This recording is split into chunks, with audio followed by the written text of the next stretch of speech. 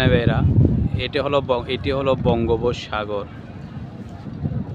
এটি হলো বঙ্গোপসাগর। এই সাগর থেকে ঢেউ যেগুলো আসে খুব দূর থেকে আসে, আস্তে আস্তে আস্তে আস্তে যখন এই যে দেখা যাচ্ছে, আমি আপনাদেরকে দেখাচ্ছি, এটা হলো বেরি বাঁধ। দেখেন বাঁধটা দেওয়া হয়েছে বালির বস্তা দিয়ে। এখন প্রশ্ন হলো, এই যে বালির বস্তা দেখছেন, যদি সজোরে এসে যদি ধাক্কা দেয়, এই বালির বস্তা থাকবে না। এখন প্রশ্ন হলো যে ধাক্কাটা কেমন হয়, সেটা আল্লাহ সুবহানাহু ওয়া তাআলার দয়ার বদৌলতে হয়। অত্র এলাকায় সাহিত্য রয়েছেন কুতুবুল আকতাব হযরত আলী শাহ রহমতুল্লাহ আলাই। ওনাকে আমাদের এই দক্ষিণ আলিশহর 39 নম্বর ওয়ার্ডের তখনকার ধনী ছিলেন বক্স আলী মুন্সি পরিবার।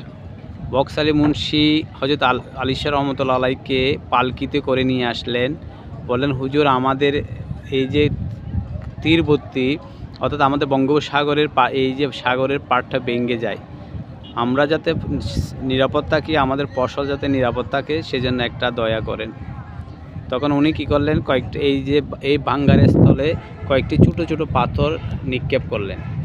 আল্লাহ সুবহানাহু ওয়া তাআলার সাহায্য কামনা করলেন। বলেন, আল্লাহ সুবহানাহু ওয়া তাআলা চাইলে এই বাঁধ আর ভাঙবে না। আল্লাহ পাকের দয়ার বদৌলতে তোমরা সুরক্ষিত থাকবে। দেখা গেল যে এই যে আল্লাহ পাকের যে আল্লাহর আউলিয়া যারা, তারা আল্লাহ মোকাপেক্ষী, আল্লাহর উপর নির্ভর হয়েছে। তা আল্লাহ সুবহানাহু ওয়া তাআলা কী করেছেন জানেন? দেখেন, আমি দেখাচ্ছি। আমি সরজমিনে এসেছি এবং দেখেছি এই যে সাগরের ঢেউগুলা, দেখেন এই ঢেউগুলা অনেক দূর থেকে আস্তে আস্তে আস্তে আস্তে আসে। আস্তে আস্তে আস্তে আস্তে আস্তে আস্তে যখন আপনার কিনারায় আসবে, আস্তে আস্তে আস্তে আস্তে এগুলা কী হয়ে যায়, আল্লাহ সুবহানাহু ওয়া তাআলা কুদরতিভাবে এই ঢেউগুলাকে শান্ত করে দেন। সুবহানাল্লাহ, এটা হলো আল্লাহ পাকের দয়া।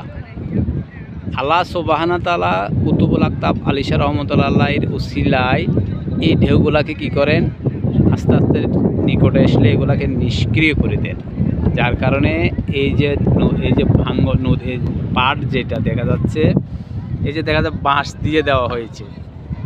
যদি এটা খুব দ্রুতভাবে যদি প্রেশার আসতো, এই বাঁশ কি থাকতো? এর বালির যে বস্তাগুলো দেখছেন, এগুলা দিয়ে কি করা হয়েছে, এগুলা দিয়ে আপনার পাতকে ঠেকানো হয়েছে।